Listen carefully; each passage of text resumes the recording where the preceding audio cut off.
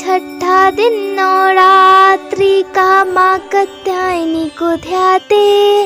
सिंह सवारी वर चमकीला कमल हाथ बिराजे। शहद का भोग लगे माता को मोक्ष प्राप्ति है पाते। जीवन साथी मिलता है मन चाहा वर पाते। या देवी सर्वभूतेषु माँ कात्यायनी रूपेण संस्थिता। नमस्तस्यै नमस्तस्यै नमस्तस्यै नमो नमः। ॐ भूर्भुवस्वः तस्य वितुर्वरेण्यं भर्गो देवस्य धीमहि यो यो न प्रचोदयात्। जय माता दी। ओम नमः शिवाय। प्रिय भक्तगणों, आज अश्विन माह शुक्ल पक्ष की षष्ठी तिथि है। आज के दिन ब्रज भूमि की अधिष्ठात्री देवी माँ कात्यायनी को समर्पित है। आज स्वच्छ मन से माँ कात्यायनी की कथा का श्रवण कर लेने से भक्तों को आसानी से अर्थ, धर्म, काम और मोक्ष की प्राप्ति होती है। इनकी पूजा से शीघ्र विवाह का योग, मन चाहा जीवन साथी मिलने का वरदान प्राप्त होता है। तो आज मैं सुना रही हूँ शारदा नवरात्रि में सुनी जाने वाली माँ कात्यायनी की बहुत ही दुर्लभ तथा पौराणिक कथा एवं साथ ही साथ माता की पूजा अपने घर पे कैसे करना चाहिए। आप सभी भक्तगण इन कथाओं को बड़ी प्रसन्न चित्त मन से सुनिएगा एवं उनको क्या क्या भोग लगाने चाहिए। तो चलिए हम कथा प्रारंभ करते हैं। देवी भागवत पुराण में ऐसी कथा मिलती है कि ऋषि कात्यायन माँ आदि शक्ति के परम भक्त थे। इनकी इच्छा थी कि देवी उनकी पुत्री के रूप में उनके घर पधारे। देवी भागवत पुराण में ऐसी कथा मिलती है कि ऋषि कात्यायन माँ आदि शक्ति के परम भक्त थे।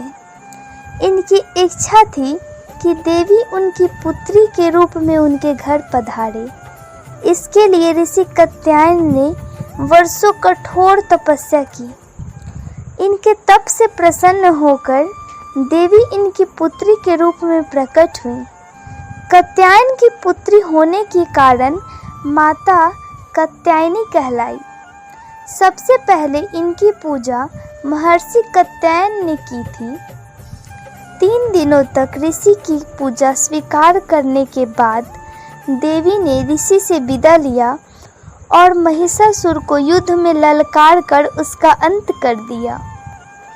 इसलिए इन्हें महिषासुर मर्दिनी के नाम से भी जाना जाता है।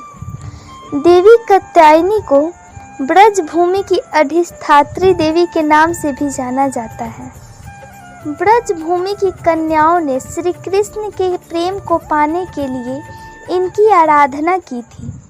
भगवान श्री कृष्ण ने भी देवी कात्यायनी की पूजा की थी। देवी कात्यायनी को मधुयुक्त पान अत्यंत प्रिय है। इन्हें प्रसाद के रूप में फल और मिठाई के साथ शहद युक्त पान अर्पित करना चाहिए। माता कात्यायनी 4 भुजाधारी है, जिनमें इनके एक भुजा में शत्रुओं का अंत करने वाला तलवार है। दूसरी भुजा में पुष्प है, जो भक्तों के प्रति इनके स्नेह को दर्शाता है। तीसरी भुजा अभय मुद्रा में है, जो भक्तों को भय मुक्ति प्रदान कर रहा है।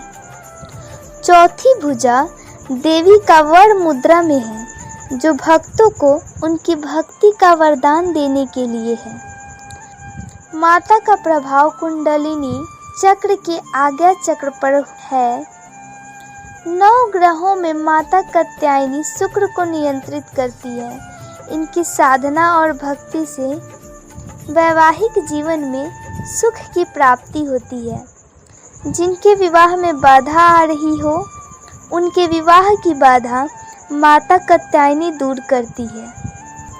तो चलिए अब हम बात कर लेते हैं कि घर पर माता कात्यायनी की पूजा कैसे करें। नवरात्रि के छठे दिन माता कात्यायनी के स्वरूप की पूजा करने के लिए सुबह नहाने के बाद साफ वस्त्र धारण कर पूजा का संकल्प लेना चाहिए।